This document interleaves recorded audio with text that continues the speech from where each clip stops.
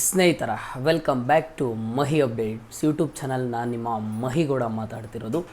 ಇವತ್ತಿನ ಈ ವಿಡಿಯೋದಲ್ಲಿ SSLC ವಿದ್ಯಾರ್ಥಿಗಳಿಗೆ ನಿಮ್ಮ ಒಂದು ರಿಸಲ್ಟ್ ಬಗ್ಗೆ ಕುರಿತು ಒಂದಿಷ್ಟು ಇಂಪಾರ್ಟೆಂಟ್ ಅಪ್ಡೇಟನ್ನು ಕೊಡ್ತೀನಿ.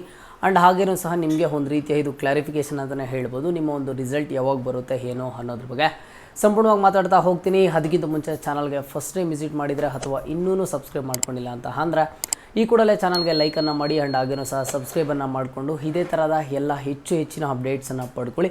ಜೊತೆಗೆ ಇಂಪಾರ್ಟೆಂಟಾಗಿ ಸ್ಕಾಲರ್ಶಿಪ್ ಅಪ್ಡೇಟ್ಸನ್ನು ಪಡ್ಕೊಳ್ಳಿ. ಯಾವೊಂದು ಸ್ಕಾಲರ್ಶಿಪ್ ಅಮೌಂಟ್ ಬರಬೇಕು ಏನು ಅನ್ನೋದ್ರ ಬಗ್ಗೆ ನಾನು ಸಂಪೂರ್ಣವಾಗಿ ಅಪ್ಡೇಟ್ ಮಾಡ್ತಾ ಹೋಗ್ತಿರ್ತೀನಿ.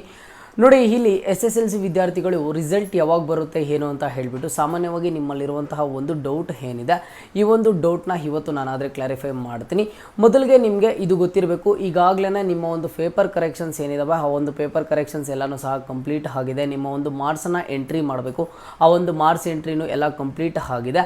ಈಗ ನಿಮಗೆ ರಿಸಲ್ಟ್ ಅನೌನ್ಸ್ ಮಾಡೋದಕ್ಕೆ ಏನೆಲ್ಲ ಒಂದು ಪ್ರೋಸೆಸ್ ಇದೆ, ಈ ಒಂದು ಪ್ರೋಸೆಸ್ಸು 90% ಈಗಾಗಲೇ ಸಹ ಕಂಪ್ಲೀಟ್ ಆಗಿದೆ. ಆ್ಯಂಡ್ ಹಾಗೇನೂ ಸಹ ಎಜುಕೇಷನ್ ಬೋರ್ಡ್ ಕಡೆಯಿಂದ ಬರ್ತಿರುವಂತಹ ಅಪ್ಡೇಟ್ಸ್ ಪ್ರಕಾರ ನಿಮ್ಮ ಒಂದು SSLC 2024 ರಿಸಲ್ಟು ಮೇ 8ನೇ ತಾರೀಕು ಇಲ್ಲ ಅಂತಂದರೆ ಮೇ 10ನೇ ತಾರೀಕು ಒಳಗಡೆ ನಿಮ್ಮ ಒಂದು ರಿಸಲ್ಟನ್ನಾದರೆ ಅನೌನ್ಸ್ ಮಾಡ್ತಾರಂತ. ಇನ್ನೇನೂ ಸಹ ಕೆಲವೇ ದಿನಗಳ ಟೈಮ್ ಇರ್ತಕ್ಕಂಥದ್ದು, ಇನ್ನು ಕೇವಲ 1 ರಿಂದ 2 ದಿನಗಳ ಕಾಲ ಅಷ್ಟೇ ನಿಮಗೆ ಟೈಮ್ ಇದೆ.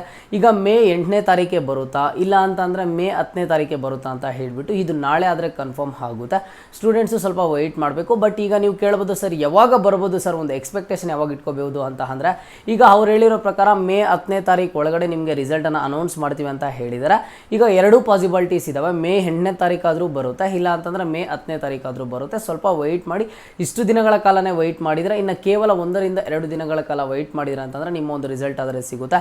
ರಿಸಲ್ಟ್ ಅನೌನ್ಸ್ ಮಾಡೋದಕ್ಕಿರುವಂತಹ ಪ್ರೋಸೆಸ್ಸು 90% ಅಷ್ಟು ಕಂಪ್ಲೀಟ್ ಆಗಿದೆ. ಇನ್ನು ರಿಮೈನಿಂಗ್ ಇರುವಂತಹ ಒಂದು 10% ಈಗ ಅಫಿಷಿಯಲ್ ವೆಬ್ಸೈಟ್ ಏನಿದೆ, ಆ ಒಂದು ಕರ್ನಾಟಕ ಎಕ್ಸಾಮಿನೇಷನ್ ರಿಸಲ್ಟ್ಸ್ ಅಂತ ಆ ಒಂದು ವೆಬ್ಸೈಟಲ್ಲಿ ನಿಮ್ಮ ಒಂದು ರಿಸಲ್ಟನ್ನು ಅನೌನ್ಸ್ ಮಾಡಬೇಕು. ಒಂದು ಲಿಂಕನ್ನು ಆಕ್ಟಿವೇಟ್ ಮಾಡ್ತಾರೆ. ಆ ಲಿಂಕ್ ಆಕ್ಟಿವೇಟ್ ಮಾಡಿದ್ಮೇಲೆ ಆ ಲಿಂಕ್ ಮೇಲೆ ಕ್ಲಿಕ್ ಮಾಡಿಬಿಟ್ಟು ಜಸ್ಟ್ ನಿಮ್ಮ ಒಂದು SSLC ರಿಜಿಸ್ಟ್ರೇಷನ್ ನಂಬರು ಆ್ಯಂಡ್ ಹಾಗೇನೂ ಸಹ ಡೇಟ್ ಆಫ್ ಬರ್ತನ್ನು ಎಂಟರ್ ಮಾಡಿದ್ರೆ ಅಂತಂದರೆ ನಿಮ್ಮ ಒಂದು ರಿಸಲ್ಟ್ ಅದರ ನಿಮಗೆ ಸಿಗುತ್ತೆ.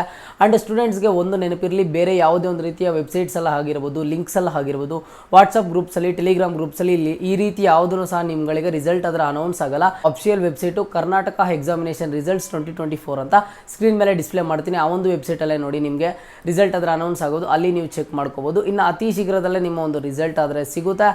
ಎಲ್ರಿಗೂ ಸಹ wishing you very all the best ನಮ್ಮ ಒಂದು ಮಹಿ ಅಪ್ಡೇಟ್ಸ್ ಯೂಟ್ಯೂಬ್ ಚಾನಲ್ ಕಡೆಯಿಂದ. ಆ್ಯಂಡ್ ಹಾಗೇನೂ ಸಹ ನಿಮ್ಮ ಒಂದು ರಿಸಲ್ಟ್ಗೆ ಎಲ್ರಿಗೂ ಒಳ್ಳೆಯದಾಗಲಿ. ಇದು ಇವತ್ತಿನ ಅಪ್ಡೇಟ್ ಆಗಿರುತ್ತೆ. ರಿಸಲ್ಟ್ ಬಂದಮೇಲೂ ಸಹ ಒಂದ್ಸಲಿ ಅಪ್ಡೇಟ್ ಮಾಡಿ ತಿಳಿಸ್ಕೊಡ್ತೀನಿ.